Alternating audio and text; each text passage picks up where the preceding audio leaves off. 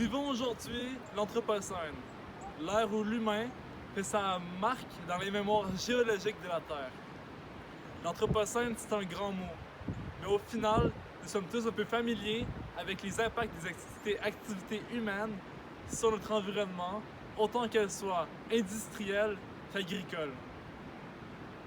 Pour notre projet Produire autrement, nous allons discuter principalement de la contamination des sols aux métaux lourds, une réalité de plus en plus courante dans notre monde moderne.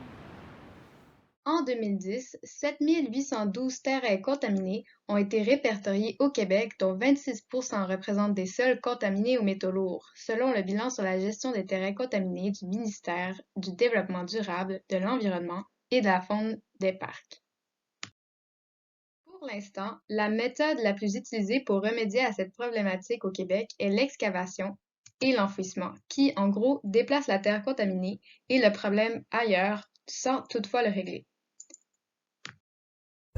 Proposons ainsi la phytoremédiation comme méthode alternative qui recherche à traiter la toxicité directement sur le champ. Mais qu'est-ce que la phytoremédiation? En fait, il s'agit d'un ensemble de technologies qui utilisent des plantes pour réduire, dégrader, immobiliser des contaminants dans une multitude d'environnements, comme par exemple les sols. Les contaminants peuvent être autant des radionucléides que des hydrocarbures, en passant par les métaux lourds. Il existe donc plusieurs types de phytoremédiation, comme la phytodégradation, la rhizofiltration ou même la phytovolatilisation. Mais nous allons nous focusser sur la phytoextraction et ce pour plusieurs raisons. La phytoextraction fait référence à la capacité des plantes à absorber des contaminants par leurs racines et par la suite les acheminer vers leur tissu aérien. Ça peut être par exemple leurs feuilles. Pour que la plante puisse extraire les contaminants du sol, les contaminants doivent être tout d'abord dissous dans l'eau du sol. Par la suite, ceux-ci doivent rentrer en contact avec les racines de la plante.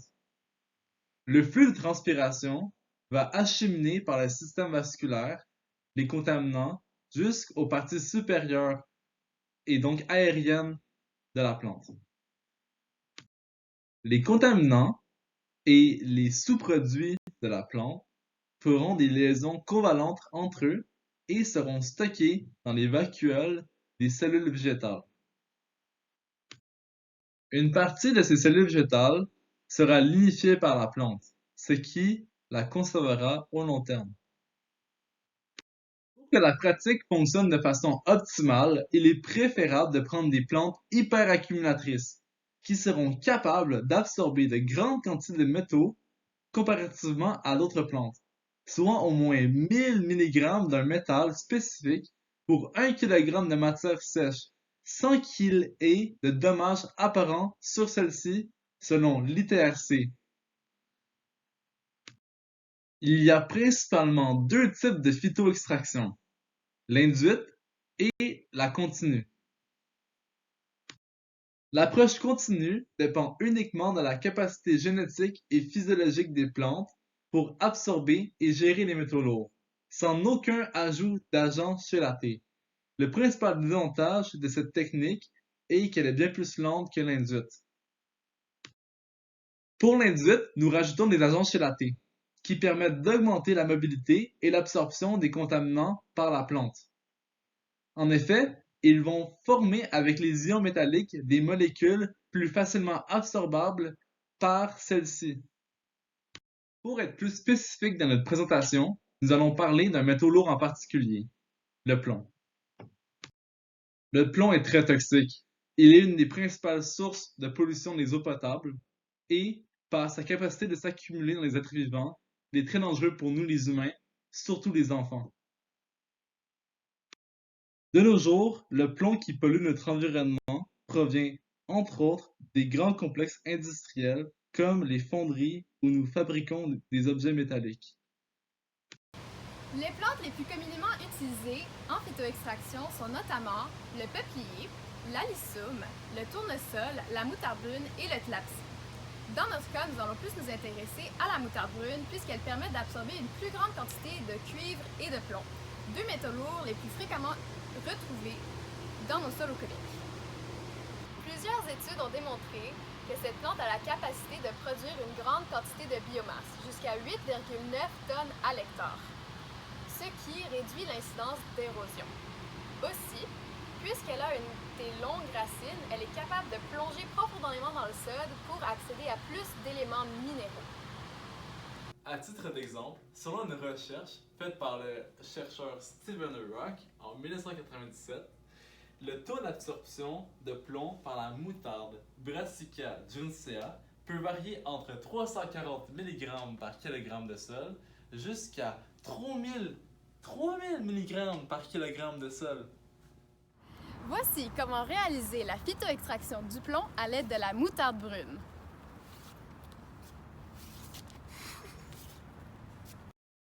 Premièrement, il est important de procéder à la caractérisation du site en vue de déceler la meilleure méthode de réhabilitation, soit la phytoextraction, la phytostabilisation, la phytodégradation, etc. Nous allons donc échantiller la parcelle contaminée qui nous permettra d'identifier et de déterminer la concentration du contaminant visé. Pour le plomb, on vise l'objectif émis par le ministère de l'Environnement de la politique de protection des sols de réhabilitation des terrains contaminés, qui est de 1000 mg de plomb par kilogramme de sol. Par la suite, on choisit les végétaux appropriés selon les contaminants et les caractéristiques du sol à traiter. On favorise des espèces qui ont une bonne efficacité d'accumulation de métaux, comme la moutarde brune. On enchaîne ensuite à la préparation du terrain. Les travaux du sol devraient ressembler aux travaux qu'exige une production agricole. On va venir ameublir la parcelle en la défrichant et ou en la désherbant. Puisque les mauvaises herbes risquent de nuire à l'établissement de la culture, son contrôle est primordial. On peut procéder au désherbage à l'aide d'un faux semis ou avec un herbicide comme le glyphosate. On va aussi venir niveler la parcelle pour assurer une levée uniforme de la culture. Si on fait un travail de décompactage, on le fait en août de l'année précédente, lors des travaux lourds du sol. La fertilisation n'est pas nécessaire, mais si on veut assurer une bonne croissance des plants, elle est fortement recommandée. Elle est faite à la plantation où on va appliquer une première dose de fertilisant, soit 95 kg d'azote par hectare. L'analyse de sol nous permettra aussi de déterminer si on a besoin de chauler le sol selon notre pH visé, qui est de entre 4,3 et 8, ce qui devrait se faire avant l'implantation de la culture. L'ensemencement peut se faire de plusieurs façons. Premièrement, on peut semer à une densité de 3 kg par achat avec un semoir à dents ou à prion, à 2 à 4 cm de profondeur. Sinon, on peut aussi utiliser un semoir à la volée. Comme ça, on obtiendra une culture qui ressemblera plus à une implantation d'engrais verts. On vise une implantation au printemps, donc elle peut se faire en début avril, mais on peut aussi planter continuellement au cours de la saison estivale, puisque le Brassica juncea est une plante qui s'adapte bien aux températures froides et chaudes. Par la suite, on peut aussi transplanter les plantules de moutarde 4 semaines après leur semis à une densité de plantation qui devrait être de 25 plants par mètre carré. On continue donc avec le suivi et l'entretien de notre culture. Puisque cette culture ressemble à un engrais vert, l'irrigation n'est pas nécessairement utile en tout temps, mais on peut la faire surtout lorsqu'ils annoncent des temps de sécheresse en vue d'assurer la viabilité des plants jusqu'à leur récolte. À la 4e semaine, on va ajouter la 2e dose de fertilisant de 50 kg par hectare d'azote. Puis, à la 8e semaine, on ajoute la première dose d'agent chélaté. Mais à quoi ça sert les agents chélatés? Eh bien, l'efficacité de la phytoextraction est liée à la disponibilité des métaux par la plante utilisée. Comme la principale caractéristique des plantes hyperaccumulatrices est leur capacité à synthétiser les substances qui solubilisent les métaux dans la rhizosphère, la possibilité de reproduire artificiellement ces conditions doit être envisagée. L'utilisation d'agents chélateurs artificiels comme le DTA permet d'accroître la concentration en plomb dans les tissus de la plante en les solubilisant dans le sol, et donc en les rendant plus disponibles à l'issue de la plante. Des études sur la phytoextraction du plomb dirigées par le chercheur Huang en 1997 ont démontré que l'utilisation d'agents chélateurs artificiels comme l'éthyldiamine tétraacidé, le DTA, a permis d'accroître la concentration en plomb d'au moins 500 mg par kg à plus de 10 000 mg par kg dans les tissus des plantes étudiées. Donc, les doses de TDA appliquées sont toujours en train d'être testées. Diverses quantités sont à l'étude, mais les plus fréquemment utilisées sont aux alentours de 3,52 g par kg de sol de TDA, ce qui représenterait 7040 kg de chélate par H1. Il est habituellement appliqué comme un engrais. On continue l'entretien de la culture de moutarde jusqu'à la récolte de la partie aérienne des plantes, ce qui se fait 90 jours après la semis, soit quand les plants auront fleuri. Elle peut se faire manuellement pour des petites superficies avec une faucheuse ou une ramasseuse pour des plus grandes superficies. Suite à la récolte, on va procéder à un deuxième échantillonnage de sol et une analyse foliaire pour avoir une idée précise sur quelle quantité de contaminant le plomb a pu être extrait et ensuite déterminer si on doit continuer à faire d'autres interventions. Mais qu'est-ce qu'on fait avec les plants récoltés? Certains producteurs aux États-Unis vont brûler leur partie aérienne de leurs plantes pour en récolter le plomb, pour le réutiliser par la suite dans le domaine industriel, ce qui peut être économiquement intéressant. Par la suite, il y a une méthode qui s'agit de prendre les matériels végétaux contaminés par le plomb puis de les répandre sur un grand territoire. Comme ça, la concentration n'est pas sur un spot dans le champ, mais partout dans le grand champ, ce qui fait en sorte que c'est dilué. Les avantages de la phytoextraction sont notamment que c'est une technique de décontamination moins coûteuse que les méthodes traditionnelles puisqu'elle opère avec l'énergie solaire et ne nécessite pas de transport comme l'excavation des sols. C'est un principe compatible avec le développement durable. Puisque la moutarde a la capacité de produire beaucoup de biomasse, elle permet au sol de conserver sa structure. Elle permet d'avoir un traitement in situ comparativement à l'excavation. La phytoextraction par le Brassicodium est une pratique très versatile. Cette plante peut être utilisée comme culture désherbante, culture de couverture ou un engrais vert. Elle peut traiter plusieurs types de contaminants et peut être utilisée pour plusieurs types de phytoremédiation. Voici les limites de la phytoextraction. La bioaccumulation des contaminants dans les parties aériennes des plantes les rendent elles-mêmes toxiques pour les organismes de l'écosystème. Les plantes peuvent croître adéquatement sous un certain seuil de toxicité.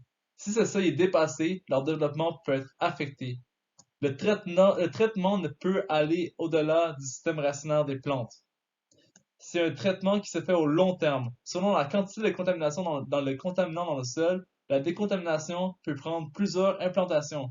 En plus, puisque nous sommes au Québec, nous avons des saisons hivernales, cela peut augmenter le temps de traitement. Le plus gros enjeu avec cette méthode de remédiation est qu'elle est toujours dans ses débuts. Il y a beaucoup de recherches qui se fait dans le domaine, notamment sur la méthode d'implantation, la quantité de TDA à ajouter, donc les agents chélatés, et sur les résultats obtenus.